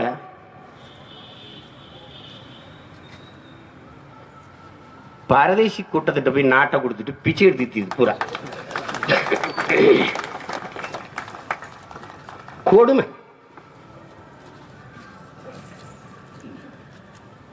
அஞ்சு விழுக்காடு திருப்பி கொடுத்துருவாரா? என் தம்பி சொன்னா கல்யாணம் சுந்தரம். யார்கிட்ட கொடுப்பிய? எடப்பாடிக்கிட்டியா? யார்கிட்ட கொடுப்பிய? எங்க ஐயா எடப்பாடிக்கே கொடுப்பிய? கால கொடுமை. 5 விழுக்காடு.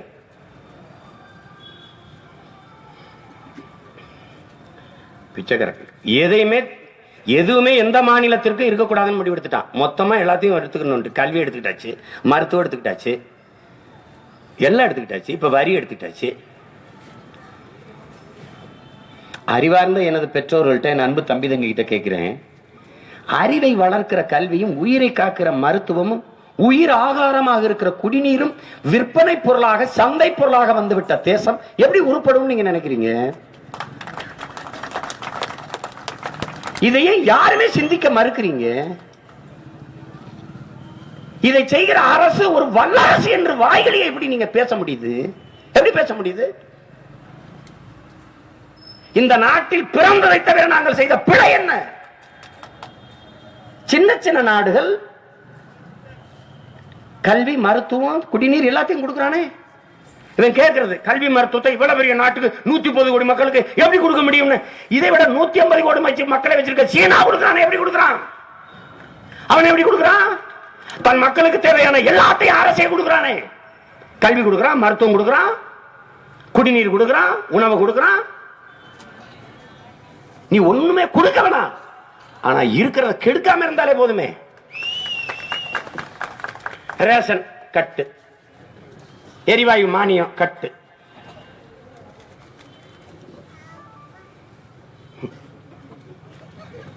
நாப்கினுக்கு 18 விழுக்காடு வரிய போட்டு பார்த்து மாதாக்கு ஜெயினு வெக்கம் இல்லாம கட்டிட்டு ஒரு கூட்டம் 18 விழுக்காடு வரி.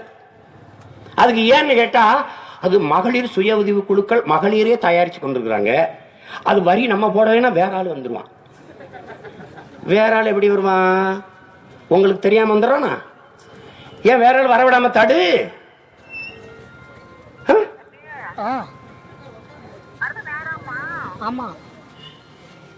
பாவப்பட்ட கூட்டம். நான் இதே தான் என் தலைவரை சந்திக்கும் போது நான் பேசிட்டு இருந்தேன். ரொம்ப நேரம் மக்களை குறையா சொல்லிட்டு இருந்தேன். இவங்களுக்கு ஒன்றும் புரியாது, நம்ம எது சொன்னாலும் புரியல, இந்த மக்கள் ரொம்ப மோசம், இப்படி திரிறாங்க அப்படி திரிறாங்கன்னு 1/2 மணி நேரம் அப்படியே கேட்டே இருந்தாரு. முட்டுவாயில் கழிச்சு ஒரே வார்த்தையில் முடிச்சிட்டாரு. பாவம் மக்கள். இப்ப நான் அதான் சொல்றேன், பாவைய மக்கள் கூடி தண்ணிக்கு தவிச்ச வாய் வறண்டு போய் குடை தூக்கிட்டு ஓடும்போது கூட புத்தி வர மாட்டேங்குது.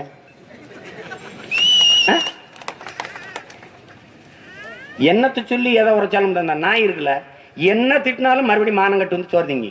அது மாதிரி என்ன பேசுங்க, எவ்வளவு கோவம் வந்தாலும் மறுபடியும் 2000 ரூபாய் வாங்கிட்டு ஓட்டு போட்டு போயிருக்கு.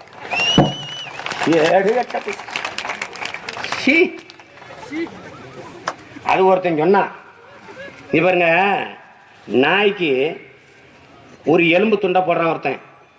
அது எலும்பு துண்டு இல்ல, அது எலும்பு மாதிரி ஒண்ணு. அது எலும்புன்னு நினைச்சு கடிச்சுக்கிட்டே இருக்குது. அது கடைசியா கடிச்சு கடிச்சு கடிச்சு கடிச்சு என்னாச்சு, அது சதைய அதுவே தின்னு ரத்தம் ஒழுகுது. அது ரத்தத்தையே சுவையா இருக்குன்னு குடிக்குது. இந்த நாய் என்ன செய்தோ அதுதான் நானும் நீங்களும் செஞ்சுக்கிட்டு இருக்கோம். நம்ம ரத்தத்தை குடிச்சுக்கிட்டு இருக்கோம் சுவையா இருக்குன்ட்டு. உன் நிலத்தை உன் வளத்தை கெடுத்து திங்க முதலாளி உனக்கு தெரியல. எத்தனை மலையை காலி பண்ணிட்டான், எவ்வளவு பனை என்ன பட்டு கிடக்குது. இந்த சாலையில போற எவனுக்கு அது பதட்டம் இருக்கா? பாக்கு மரங்களெல்லாம் கழுத்து முறிஞ்சு செத்துருக்கே பதறி இருக்கியா? பனையும் தென்னையும் கழுத்து முறிஞ்சு செத்துருச்சுக்கே பயந்து இருக்கிறியா? உனக்கு உன் பாட்டை வச்சுட்டு போன பனையும் தென்னையும் பாக்கும் செத்துருச்சே, உன் பிள்ளைக்கு நீ என்ன வச்சுட்டு போற? பாடையும் சுடுகாடு தான் வச்சுட்டு போற. என்ன இருக்கும், என்ன இருக்கும்? பாலைவனத்துல இது எதுவும் வராது. ஆனால் ஓ நிலத்துல இதெல்லாம் வரும். ஓ நிலத்துல வருகிற இடத்துல இந்த மரங்கள் சாகிறது என்றால் உன் தாய் நிலம் பாலைவனமாக மாறிக்கொண்டிருக்கிறது. முல்லையும் குறிஞ்சியும் முறைமையில் திரியின் நல்லியல்பு இழந்து நிலம் நடுக்குற்று பாலை என்னும் படிமம் கொள்ளும் என்று பல ஆயிரம் ஆண்டுக்கு முன்னாடி நமது பாட்டன் இளங்கோடிகள் சிலப்பதிகாரத்தில் பாடிட்டான். இப்ப முல்லையும் குறிஞ்சியும் திரிஞ்சு பாலையா மாறிக்கிட்டு இருக்குது. பனையும் தென்னையும் சாகுதுன்னு நீ வேடிக்கை பார்த்து இருக்காத. நாளைக்கு எல்லாரும் செத்துருவோம். ஏன் செத்தம்னு தெரியாம செத்துருவோம். உன்னைய கொல்வதற்கு ராணுவம் பீரங்கிலாம் தேவையில்லை, கொசு போதும். டெங்குல அங்கே சாகுறான், டெங்குல இங்க சாகுறான். நான் பாக்குறேன் அந்த விளக்கு தண்டல ஒட்டி வச்சிருக்க டெங்கு காய்ச்சல்ல இருந்து பாதுகாப்பம்.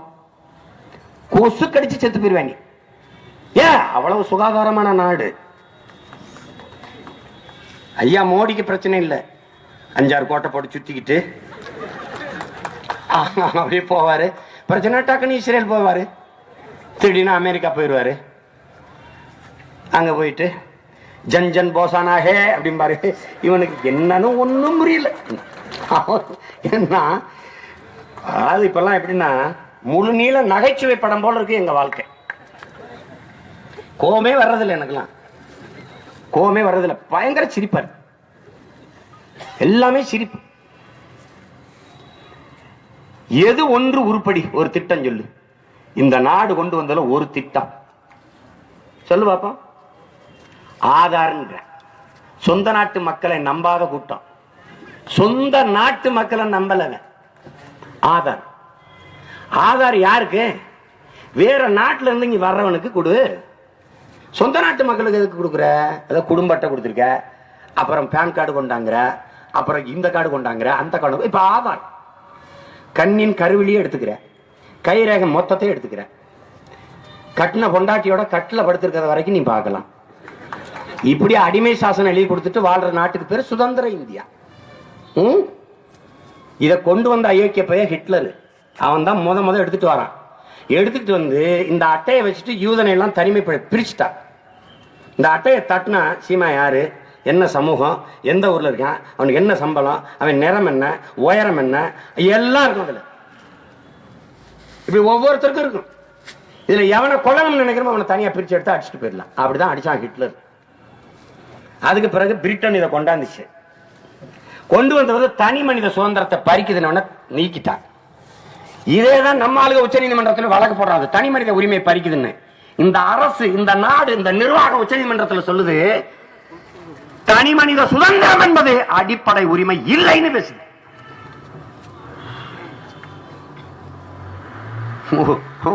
உனக்கு ஒண்ணுமே தெரியாது. ஏதோ ஆதார் இல்லைன்னா எதுவும் இல்லையாம இருந்தா மட்டும் உனக்கு என்ன கிடைக்கும் சொல்லு. என்ன கொடுத்துட போறான்? ஆதார் இருக்கியா? ஐயா ஆதார் இருக்கியா? 1/2 கிலோ சக்கரையா? போமாங்கிட்டு.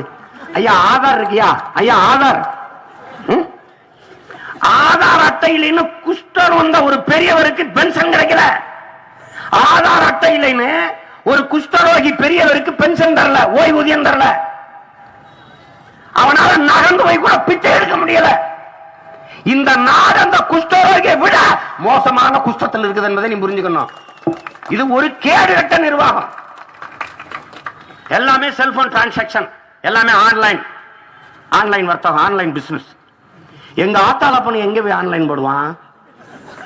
எங்க போய் போடுவான்? எங்க வீட்டுல ஒரு நாளைக்கு 50 பேர் களை எடுக்கிறான்.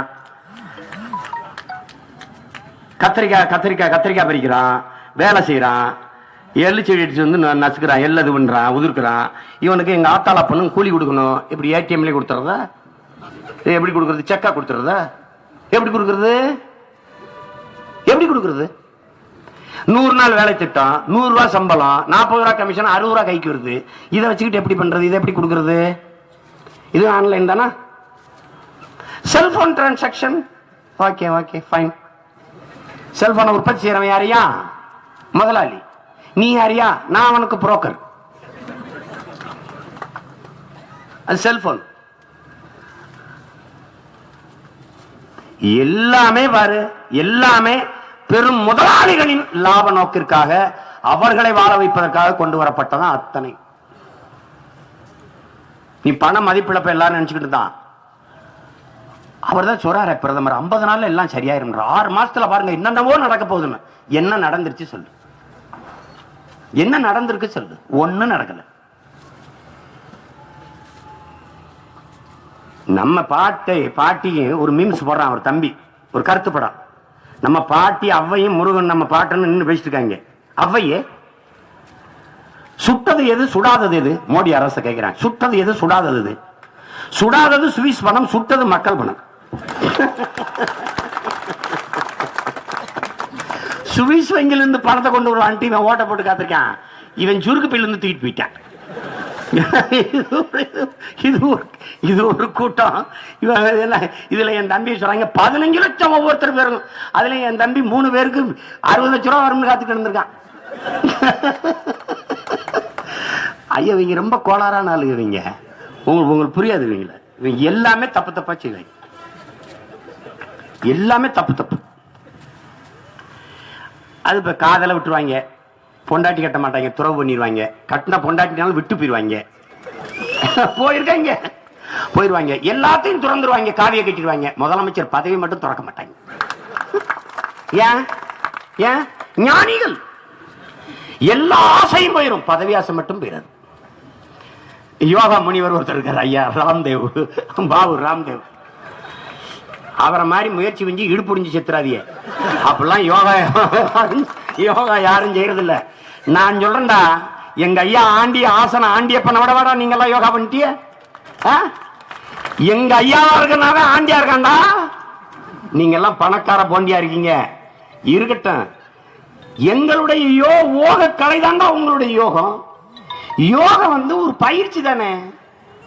அதுல என்ன இவ்வளவு பெரிய நிலச்சு வாழ்ந்தாரு மாதிரி பண்ணையார் மாதிரி உட்காந்துட்டு அப்படியே தாடி வளர்த்துட்டு வெள்ளையா உட்காந்துட்டு சாந்தி ஓம் சாந்தி சாந்தி அப்படியே வந்துடும். ஐயா சோத்துக்கு இல்லையா? சாந்தி சாந்தி. ஐயா தண்ணி இல்லையா? சாந்தி சாந்தி. பீஸ். உங்களெல்லாம் பீஸா போட்டு விட்டுட்டு அவன் பீஸுக்கு போயிடுவான்.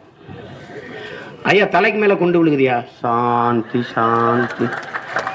ஒண்ணுங்க கொஞ்சம் நஞ்சம் மான ரோசை வச்சுட்டு உழவிச்சிடறான் பாரு. அவனை ஒரு இடத்துல உட்கார வச்சு டக்குன்னு மொட்டை அடிச்சு காவி கட்டி சாந்தி சாந்தி. ஒண்ணு நடக்காது. நீ கோவப்படு. கோவப்படுற என்ன? கோவப்படுறாங்க. அப்புறம் எங்க அக்கா தாலியை அத்துட்டு போடுறான், கோவப்படாம சொல்ற. இங்க பாருங்க எங்க அக்கா தாலி அத்துட்டு போடுறான். அப்படியாடா டேய், என்ன மனுஷங்களை பைத்தியக்காரங்களாடா நாங்க. அங்க லட்சக்கணக்கா என் மக்களை கொண்டு போட்டான், குமிரிக்கிட்டு இருக்கான், கோவப்படுறான், உணர்ச்சி வசப்படுறான். உணர்ச்சி இருக்கு, வசப்படுறான். இல்லாதவன் ஓரமா உட்காந்து அசப்போடு. என்ன உங்க பிரச்சனை என்ன? அவன் ஒருத்தர் வர்றான், எங்க பாட்டை வர்றான். அக்கினி குஞ்சொன்று கண்டேன், ஆங்கோர் காட்டில் ஒரு பொந்திடை வைத்தேன், வெந்து தணிந்தது காடு. தங்கள் வீரத்தில் குஞ்சென்றும் மூப்பென்றும் உண்டோ, தத்தரிகிட தத்தரிகிட திட்டம்ங்கிறான். அக்கினி குஞ்சுங்க, ரவுத்திரம் பழகுங்க, கோபட கத்துக்கிடங்க. எப்படி இருக்கு பாருங்க. எங்களோட பண்ண பணகடா பச்சை படுகொலை, பைந்தமிழ் இனத்திற்கு உயிரடா விடுதலைங்கிறான். கொலைவாளினை எடா மிக கொடியோர் செயலாளது, குகைவால் ஒரு புலியே உயர் குணமேறிய தமிழாங்கிறான். எப்படி இருக்கு பாருங்க.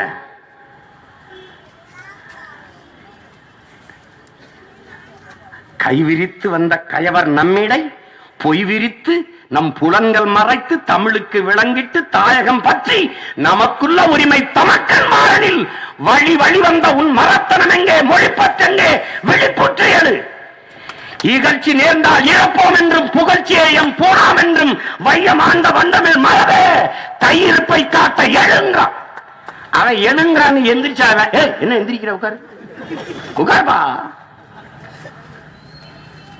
ஒரு தலைனா அமுக்குவ, இங்க 1 லட்சக்கணக்கான தலைகள் எழுந்து கொண்டிருக்குது.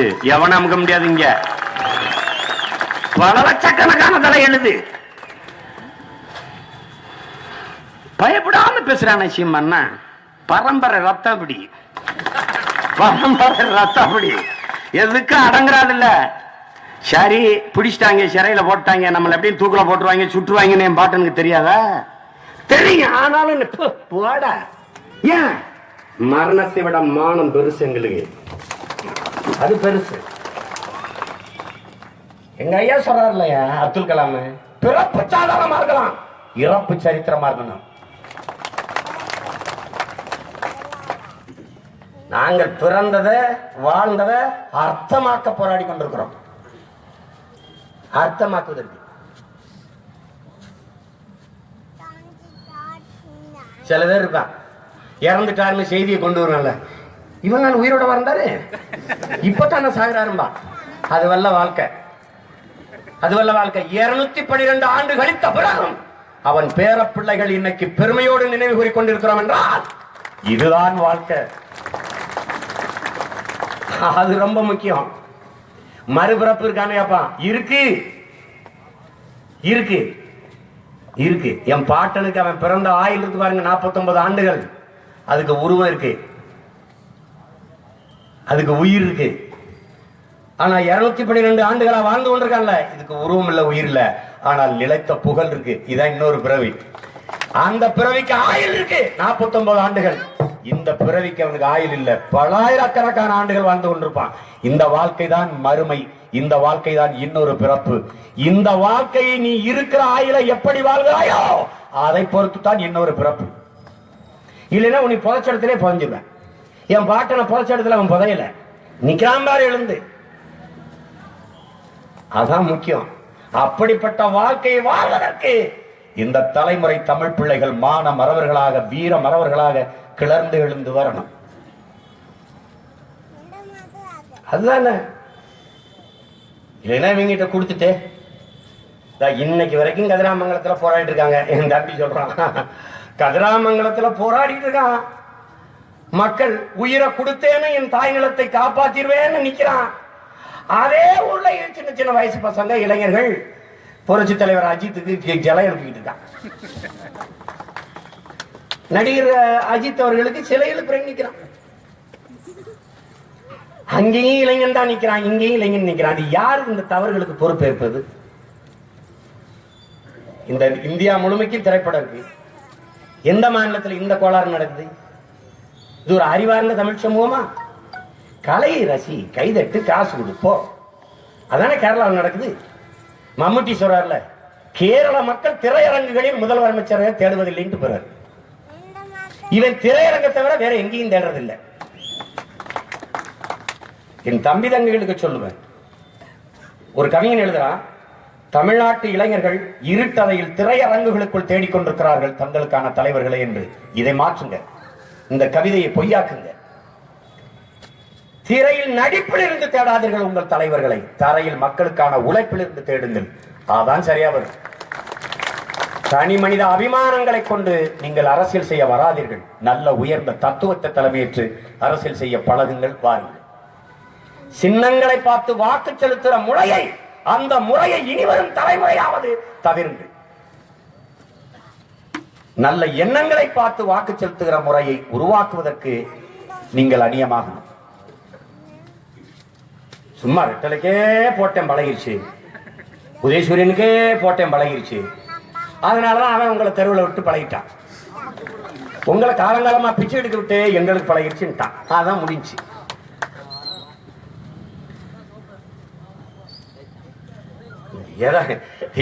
ஹைட்ரோ கார்பன் எடுப்பானா, மீத்தேன் எடுப்பானா, எரிவாயுக்கு மானியத்தை வெட்டிடுவானா. எப்படி இருக்கு?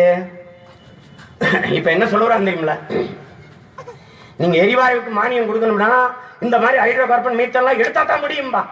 நம்ம மக்கள் ஆமா அப்ப எடுத்தா தான் முடியும் இருக்கு. அப்படித்தானே சொன்னா. அணு உலைக்காக நாங்க போராடிட்டு இருந்தோம். அப்ப மின்சாரம் இல்லாம என்ன பண்ணுவ அப்படின்னா, இப்ப அணுல நடத்திக்கிட்டு இருக்காங்க.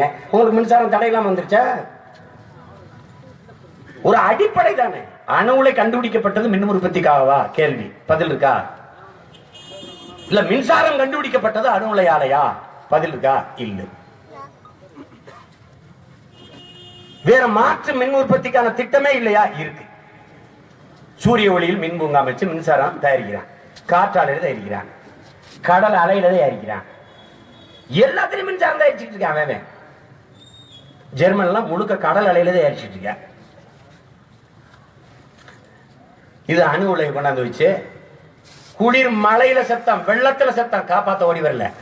சென்னையில சென்னை சில்க்ஸ்னு ஒரு துணி கடை எரிஞ்சிச்சு, அணைக்க 15 நாள் ஆச்சு.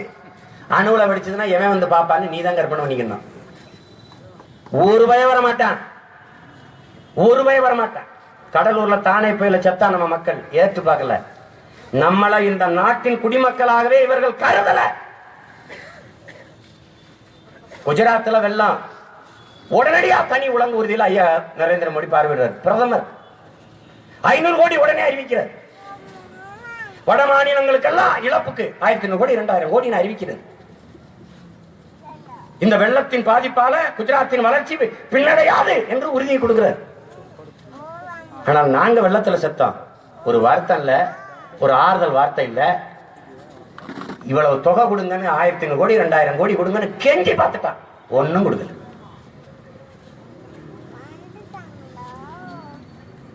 நம்ம இதெல்லாம் பேசிட்டோமாக்க பிரிவினையை தூண்டுறார். என்ன தேவை போடுவாங்க. இவங்களுக்கு சொந்த நாட்டு மக்களை காப்பாற்ற துப்பு இல்ல. நாங்க வந்து காப்பாத்தோம்னா வெளியில வைக்க முடியல. இவங்களுக்கு உள்ளதுக்கு போட்டுறணும். நான் தான் கெஞ்சிறேன், தயவு செய்து உள்ள போட்டுருங்க, தயவு செய்து உள்ள போட்டுருங்க. என்னை நாடு கடத்தணும்னு விரும்புறாங்க. சீமானே நாடு கடத்தணும்னு. பாஸ்போர்ட்டை கூட நானே போயிடுறேன். நீ கொடுத்துரு. நீங்க எல்லாம் வாழ்ற நாட்டுல நான் வாழ விரும்பல. என்னை விட்டு எங்கயோ போறேன், எங்கயோ போய்கிறேன். தயவு செய்து கடை சீட்டை மட்டும் கொடுத்துரு. உனக்கு ஒரு இடையூறு இருக்கு. அதுல ஐயா எச் ராஜா ஜிஎஸ்டி பத்தி பேசுவதற்கு திருமாவளவனுக்கு சீமானுக்கு ஒரு தகுதியும் இல்லை. அது சரிதான். எங்களை ஆள்வதற்கு உங்களுக்கு ஒரு தகுதியும் இல்லை. எங்களுக்கு ஒரு தகுதியும் இல்லையா? ஓட்டு நாங்க தான் ராஜா போட்டோம். அப்ப எங்களுக்கு தகுதி இல்லையா? அவன் கேட்கறதுலாம் அப்படி. இதெல்லாம் பிரதமர் கேட்க கூடாது. இதெல்லாம் பிரதமர் கேட்க கூடாது. இதுக்கெல்லாம் பிரதமர் பதில் சொல்ல மாட்டார். இதெல்லாம் பிரதமர் கேட்க கூடாது. இதையெல்லாமா பிரதமர் கேட்கறது கேட்க கூடாது. அப்ப நீங்க எங்க வீட்டுல வந்து ஓட்டு கேட்கறது கேட்க கூடாது. நீங்க போயிருங்க. என்ன எதுக்குமே பதில் பேசுறது இல்ல. மன் கி பாத் வானொலியில மணிக்கணக்கா பேசிட்டு இருக்கிறது. பாரத் மே ஹே, ஹமாரா தேஷ் ஹே, என்ன ஒண்ணும் புரிய மாட்டேது. மணிக்கணக்கா பேசுறது மனசில் இருந்து. அதான் மன் கி பாத். நாங்க மண்ணை பூச்சிட்டு குளிக்கிற பாத்து தான் பாத்துருக்கோம். மன் கி பாத்.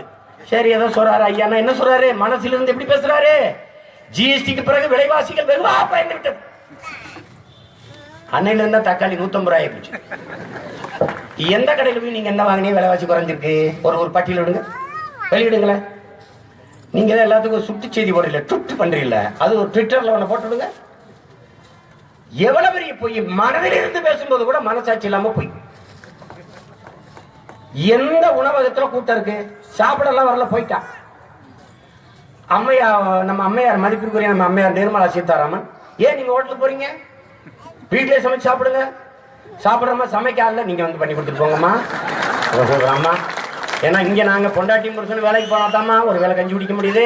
ஆள் இல்லம்மா, ஆள் இல்ல, தயவு செய்து வரலாமா. நக்கது அந்த அதிகார பதவி திமிர் இருக்குல்ல, அது பேசுது. நீ தமிழ்நாட்டை மட்டும் எங்களை ஆளை விட்டு பாரு, உலகத்தின் தலை சிறந்த நாடா மாற்றுவோம். இந்தியாவில் இருக்கிற எல்லா மாநிலங்களும் எங்களை பின்பற்றி நிர்வாகம் செய்யற அளவுக்கு மாற்றுவோம். விளையாட்டுக்கு சொல்லல, எல்லா நாட்டு இளைஞர்களையும் என் நாட்டை நோக்கி படிப்புக்கு திருப்புவோம். இன்னைக்கு தென்கொரியா சிறந்த நாடா இருக்குல்ல, கல்வியில முதலிடத்துல, இரண்டாவதுல ஜப்பான், மூணாவதுல சிங்கப்பூர் இருக்குல்ல. இந்த முதல் 3 இடத்துக்குள்ள என் நாடு தமிழ்நாடு வந்துரும், கொண்டு வந்துருவோம். சரியாக 10 ஆண்டுகள்ல இந்திய நாடு முழுமைக்கும் சோறு போடுகிற தேசமாக என் தமிழ் தேசம் மாறிடும். நான் கொடுப்பேன் சோறு நீரும் எல்லாருக்கும். ஏன், கொடுத்து வாழ்ந்த பரம்பரையில் வந்தவர்கள் நாங்க. உங்களுக்கு தெரியுமா அன்பிற்குரிய சொந்தங்களே, பாரத போர் நடக்கும் போது போர்ல காயம்பட்டவர்களுக்கு, வீரர்களுக்கு, பொதுமக்களுக்கு வண்டி வண்டியாக சோறாக்கி போட்டவன் நமது தமிழ் பாட்டன் பெருஞ்சோற்றுதன் இளஞ்செயலாளன். உலகத்திலே முதலாக செஞ்சிலுவை சங்கம் என்று காயம்பட்ட மக்களுக்கு உதவிய அமைப்பை நம்ம பாட்டன் தான் தொடங்கியிருக்கான். அதெல்லாம் சொல்ல மாட்டான் இவன், நாங்க தான் எடுத்து பேசணும். எங்க அப்பா பாரதி ராஜாவும் நானும் வண்டியில பயணிச்சுட்டு போயிட்டு இருந்தோம். அப்ப ஒரு ஒளிப்பேல ஓடிட்டு இருந்துச்சு. அதுல எங்க அப்பா வைரமுத்தவர்களை புகழ்ந்து பேசுறாரு. கொஞ்ச நேரம் கழிச்சு வைரமுத்தவர்கள் எங்க அப்பாவை புகழ்ந்து பேசுறாங்க. நான் கேட்டேன், அப்பா என்னப்பா நீங்க மாறி மாறி ஒருத்தருக்கு ஒருத்தர் புகழ்ந்து பேசிக்கிறீங்களாப்பான்னு. மகனே, நம்மள வேற எவனும் பாராட்ட மாட்டான்டா, பாராட்ட மாட்டான். நம்மள நாமே பாராட்டி கொண்டாட்டாண்டாங்கிறான். அதான் உண்மை. என் பாட்டனை தீரன் சின்னமலை நாங்கள் பேசாம வேற எவன்டா வந்து பேசுவா? யார் பேசுவா? என் பாட்டன் மராட்டிய மன்னன் சிவாஜிக்கு என் பாட்டனின் கால் தூசல வர மாட்டான். என் பாட்டன் சாதாரண குட்டி மகன் வெள்ளைய படை எதிர்த்து அடிச்சலாம்ங்கிற துணிவு வர்றதே வரலாற்று மாபெரும் புரட்சி. நினைச்சு பாரு, என் தம்பி ஜெகதீசன் அண்ணன் பேசிட்டு இருந்தான். படை நடந்து கொண்டிருக்கும் போது தடிப்படைன்னு ஒண்ணு வச்சிருக்காரு. தடிப்படைனா பெரிய கம்பு வச்சு அடிக்கிறது. பாருங்க, 5000 பேர் சண்டை போட்டுக்கிட்டு இருக்கும்போது திடீர்னு எங்கிருந்து வந்தாங்கன்னு தெரியாம 300-400 பெரிய தட்டி கம்பை வச்சுட்டு காட்டு மாட அடிக்கிறது. எங்கிருந்தா யாரும் அடிக்கிறான்னு தெரியாம படையை எப்படி பிரிச்சு 15-20 படைப்பிரிவு வச்சுட்டாரு. அதுல கொரில்லா படைப்பிரிவு ஒன்று. இதுல இருந்துதான் எங்க தலைவன் பிரபாகரன் கத்துருக்கான். கொரில்லா படைப்போரை வச்சிருந்தா நம்ம பாட்டன் தீரன் சின்னமலை, நம்ம பாட்டன் மருதவரெல்லாம் மறைஞ்சிருந்து தாக்குறது. எங்க இருக்கிறோம் தெரியாது, திடீர்னு வந்து தாக்கிடுவாங்க. அதான் கொரில்லா போர். இதுக்கு பிறகுதான் கீபாவில சேகுவாரா புடல் காஸ்ட்ரால அதை பின்பற்றினாங்க. பெரிய வரலாற்றுக்கு பெருமைக்கு சொந்தக்காரங்க. இன்னைக்கு நம்மள அந்த பிச்சைக்கார பள்ளி இப்படி பிச்சை எடுக்க விட்டாங்க. ஒரு காலம் வரப்போகுது. என்ன கேக்குறான், சொல்றா ஆடு மாடு மேய்க்கிறத அரசு பண்ணி ஆக்கிடுவோம், வேளாண்மை செய்வோம், அதை செஞ்சிருவோம், எல்லாருக்கும் வேலை கொடுத்துருவோம், தடையற்ற மின்சாரம் கொடுத்து சொல்ற. அதுக்கு காசுக்கு எங்க போவாங்க? காசுக்கு எங்க போவானா? 50 ஆண்டுகள் ஆட்சியில் இருக்கான்னு பார்த்து பட்டியல் எடுத்து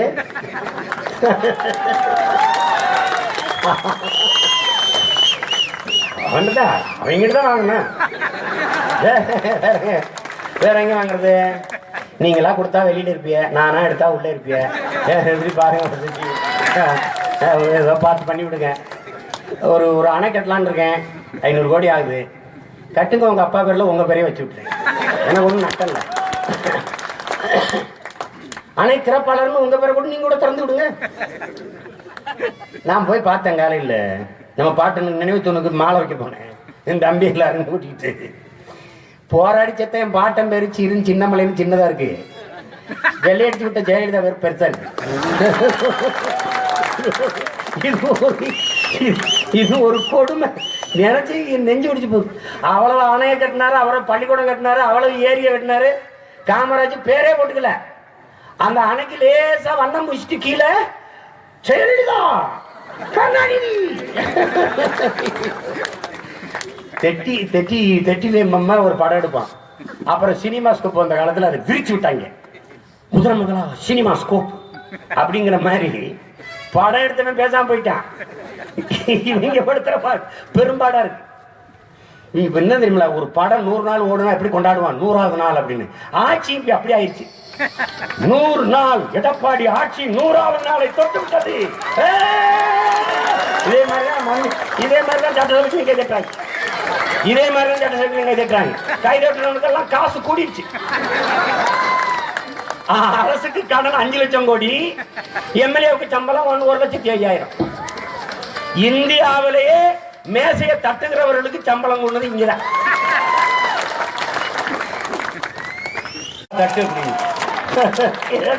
கேடு கட்ட ஒரு கூட்டம். பக்கத்துல மாநிலத்துல 40,000 30,000 வாங்கிட்டு ஒழுங்கா வேலை செய்யறான். இங்க ஒரு வேலை செய்யறவனுக்கு 1,05,000 சம்பளம். 50,000க்கே ஒண்ணும் செய்யல. 50,000க்கு இப்ப ஒரு தம்பி எல்லாம் பகையில பேசி அனுப்புறான். என்னையா பிக் பாஸ் கிக் பாஸ் அங்க உட்காந்து பெரிய வேலையா? அவனை வர சொல்லியா மதுரைக்கு? இங்க வந்து வரப்படுங்க சொல்லியா, கலவரிக்க சொல்லியா, நாத்து நட சொல்லியா, ஆடு மாடு மேய்க்க சொல்லியா? அதுலயா உண்மையான பிக் பாஸ்ங்கிறான். அவன் கேட்கறது சரிதானே? அவன் கேட்கறது என்ன? புரணி பேசி இருந்த கூட்டம் அந்த வீட்டுக்குள்ள உட்காந்து புரணி பேசுறது பார்த்து எல்லாம் லூஸ் ஆக போறீங்க. கொஞ்ச நாள்ல மனநோயாளிகளா போறீங்க. வேற இங்க பாருங்க, எனக்கு ஒரு நண்பன் தான். 6 மாசமா அவனை காணாம். திடீர்னு வந்தான், சோர்வா இருந்தான். என்னன்னு ஒரு தப்பு நடந்து போச்சுடே. என்னப்பா? என் பொண்டாட்டிக்கு ரொம்ப இதாச்சு, உடம்பு முடியாம போயிடுச்சுனே, மனநல மருத்துவமனையில போய் சேர்த்துட்டேன் அப்படின்னு. என்னடா தம்பி? அண்ணன் எப்ப பார்த்தாலும் சீரியலா பார்த்துருப்பானே, சீரியலா பார்த்துட்டு இருப்பானே. என்னடா அதனால என்னடா பிரச்சனை? அண்ணன் எந்த கேரக்டர் வந்தாலும் கூட கூட பேசிட்டே வருவானே, அந்த கதாபாத்திரமாவே மாறிடுவானே, ஐக்கியமாயிருது. மாமியாரா பொம்பளையாவா நீ விளங்காடி உனக்கு நல்ல சவர் மாதிரி அப்படி அவளை பாரு. அவனா கோமா பேசுறாள். நீ ஒரு குமட்டில் ஒரு குத்து குத்தாம நீங்க பாருங்களேன், பொம்பளை கூட கூட போயிட்டு நல்லா அப்படித்தான் விட்டுருவாளா உனக்கு? இப்படி பேசி லூஸ் ஆயிட்டு இப்படி பல பேரு மருத்துவமனையில சேர்த்துட்டு அலைகிறான். என்னத்தையாவது உருப்படியா பார்க்கணும்னா national geography, Discovery, animal planet இது மாதிரி பாருங்க. ஏன்னா பெருந்தலைவர் காமராஜர் சொல்றாரு, எல்லா மிருகங்கள்ட்டையும் அன்பாருங்க, எல்லா உயிர்கள்ட்டையும் அன்பாருங்க, மனிதர்கள்ட்ட மட்டும் கொஞ்சம் எச்சரிக்கையா இருங்க. அதைத்தான் நான் உங்களுக்கு அந்த தலைவனின் பேரை உங்களுக்கு சொல்ல விரும்புறேன். புலி என்ன செய்யணும் உங்களுக்கு தெரியும், பூனை என்ன செய்யணும் தெரியும், நாய் என்ன செய்யணும் தெரியும், நரி என்ன செய்யணும் தெரியும், மனுஷன் என்ன செய்வான்னு உங்களுக்கு தெரியாது. ஏன்னா எல்லா மிருகமும் இந்த மனுஷனுக்குள்ள இருக்கு. அதனால கொஞ்சம் உருப்படியா ஏதாவது பிள்ளைகள் கற்கணும்னா காடுகளை காட்டுங்க. அது எப்படி அந்த மிருகங்கள் வாழுது, எப்படி அன்பு நிக்குது, எப்படி இருக்குது, இதெல்லாம் இந்த மனிதர்கள் வாழ்வது மட்டும் உலகம் அல்ல, வேற பல லட்சக்கணக்கான உயிர்கள் வாழ்கிற இந்த பூமிங்கிறத உணர்த்துங்க. இதெல்லாம் வாழாமல் நாம் வாழ முடியாது என்பதை, அந்த அறிவியல் உண்மையை, அந்த உயிரியல் உண்மையை கற்பிங்க. நம் இனத்தின் வரலாற்றை தயவு செய்து படிப்பீங்க. நன்னறியை போதிக்கிற, ஒழுக்கத்தை கற்பிக்கிற நீதி கதைகளை சொல்லுங்க. நம் இன முன்னோர்களின் வரலாற்றை போதிங்க. அது ரொம்ப முக்கியம். திருக்குறளை படிக்க வைங்க நம்ம பிள்ளைகளை. என் மகள் இருக்கா தமிழமுது, அவளுக்கு நேரம் இல்லைன்னா பேச விட்டு இருந்தா கொன்றுப்பா. திருக்குறளை தாண்டி வாழ்வியல் நன்னறி நீங்க எங்கேயும் தேட வேண்டியது இல்ல. நம்ம பாட்டன் தந்ததுனால நமக்கு பெருமை தெரியல. ஈன்றால் பசிகாண்பான் ஆயினும் செய்யற்க சார்ந்தோர் பழித்த வினைன்றான். பெத்த தாயே பட்டினி கிடக்கிறத பார்க்க நேர்ந்துட்டாலும் திருடிராதரா மகனேங்கிறான். மழித்தலும் நீத்தலும் வேண்டாம், உலகம் பழித்தது ஒழித்து விடுங்கிறான். நீ முடிய வழக்கம் வேணா, சிறைக்க வேணா ராஜா. உலகம் தவறென்று வைத்திருக்கிறது, சான்றோர்களை வகுத்து வச்சிருக்கான்ல, இது சரி இது தவறுன்னு. அந்த அறந்தவரிய செயலை நீ செய்யாதிருந்திருன்றான். அறச்சீற்றத்தை கற்றுக் கொடுங்க. எங்க மேல எல்லாம் கோவப்படுறோங்கிற விமர்சனம் இருக்கு, அதுக்கு நான் வருத்தல நான் பெருமைப்படுவேன். நாங்கள் பெரிதும் மதிக்கிற எங்க ஐயா சகாயம் சொல்றாரு, இந்த தலைமுறை இளைஞரிடத்தில் ஒரு அறச்சீற்றம் இருக்கணுங்கிறாரு. அதான் எங்களுக்கு இருக்கு. அறச்சீற்றம் வேணும். கியூபா விடுதலைக்கு போராடிய புரட்சியாளன் சேகுவேரா சொல்றான், எங்கெங்க அநீதி நடக்கிறதோ அநியாயம் நடக்கிறதோ அதை கண்டு பொறுக்க முடியாமல் நீ கோபப்பட்டால் நீனும் என் தோழனே என்கிறான். அவன் கோபப்படுறாப்பத்தான் என் தோழனேங்கிறான். நான் என் தம்பி தங்களுக்கு சொல்லுவேன், நீங்க கொழுப்பை எவ்வளவு வேணாலும் குறைங்க, கோபத்தை ஒருபோதும் குறைச்சிடாதீங்க. அது ரொம்ப கஷ்டம். கோபம் இல்லைன்னா ஒண்ணுமே பண்ண முடியாது. நீ எலும்பு நரம்பு இல்லாத புழுவை அடிச்சு தட்டி விடு, அது வெடிச்சு துடிச்சு போராடுது. நீ பூனைய கதவை தப்பிக்க வழி இல்லாம கதவை சாத்திக்கிட்டு அடி, புளியா மாறி பாயுது. புழு போராடுது, பூனை புளியா மாறுது. அப்ப நாம அதான் இங்க முக்கியம். இது புலம்பிக் கொண்டிருப்பதற்கு மாமேதை மாற்ற சொல்வது போல, இழப்பதற்கு ஒண்ணு இல்ல, அடைவதற்கு ஒரு பொன்னுலகம் இருக்கிறது. இழப்பதற்கு அடிமை விலங்கை தவிர ஒன்று இல்லை, ஆனால் அடைவதற்கு பொன்னுலகம் இருக்கிறது. அந்த உலகம் எது? பசி, பஞ்சம், ஊழல், லஞ்சம், கொலை, கொள்ளை, சாதிய இழிவு, தீண்டாமை, பெண்ணி அடிமைத்தனம், மது, மத போதை, அடக்குமுறை, ஒடுக்குமுறை, இது ஏதுமற்ற ஒரு தூய தேசம், ஒரு பொன்னுலகம் இருக்கிறது. அதை அடைவதற்கு நாம் ஒவ்வொருவரும் அணியமாகணும். இது ஏன் வேலை? என் தம்பி ராஜா அம்மையப்பன் வேலை, என் தம்பி கல்யாண சுந்தர வேலை அப்படின்னு நீங்க நினைச்சீங்கன்னா ஒண்ணு வராது. இது ஒவ்வொருத்தனோட வேலை. இது நம்ம ஒவ்வொருத்தருடைய வேலை. அதை புரிஞ்சு கொண்டு வேலையை செய்யணும்.